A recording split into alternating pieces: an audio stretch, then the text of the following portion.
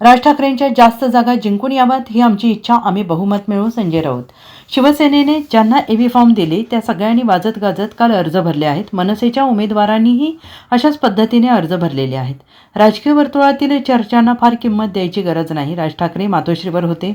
कोहळा मेळावा म्हणून ते आले होते का? मातोश्रीतून ते हसत हसत बाहेर पडतानाचे व्हिडिओ वाहिन्यांवर दिसले, असे ठाकरे गटाचे खासदार संजय राऊत यांनी म्हटलेलं आहे. पत्रकारांशी बोलताना संजय राऊत महायुतीवर टीका केली. 14 महानगरपालिकांमध्ये महायुती तुटलेली आहे. अनेक शहरात महायुतीत लोक एकमेकांच्या छाताडावर बसलेले आहेत. नाशिक, संभाजीनगर ते ठाण्यामध्ये महिला मुलींनी उमेदवारीसाठी कसा आक्रोश केला हे देखील चित्र टीव्हीवर दिसलं.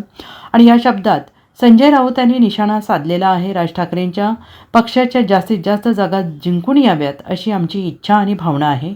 कारण त्यांच्या पक्षाने जास्तीत जास्त जागा जिंकल्या तर शिवसेनेने जिंकलेल्या जागांना किंमत उरेल आणि तरच आम्ही बहुमताचा आकडा गाठू शकतो.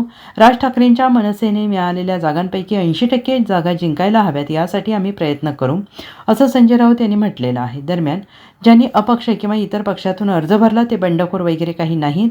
या पक्षात तिकीट मिळाले नाही म्हणून दुसऱ्या पक्षात जायचे याला बंड म्हणत नाहीत. या देशात 1857 रोजी एकच बंड झाले, त्यानंतर कोणतेही बंड झालेले नाही.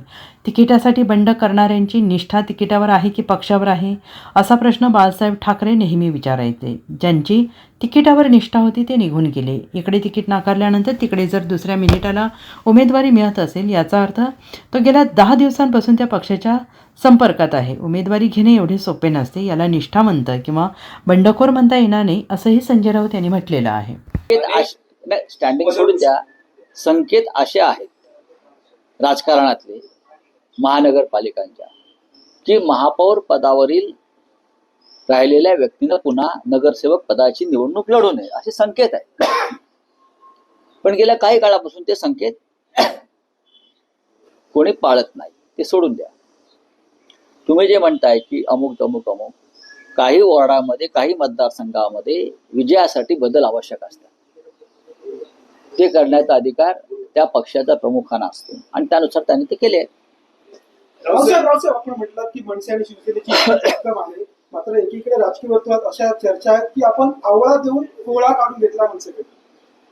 राजकीय वर्तुळातल्या चर्चांना फार किंमत द्यायची गरज नाही. काल माननीय राज ठाकरे काल मातोश्रीवरती होते ना, का कोहळा मिळाला म्हणून ते आले होते का? आणि तुम्ही त्यांची मातोश्री बाहेर हसत हसत बाहेर पडतानाची छायाचित्र दाखवलीच ना. तर तुम्ही कोण ठरवणार आवळा कोहळा? तुम्ही नाही ठरवू शकत.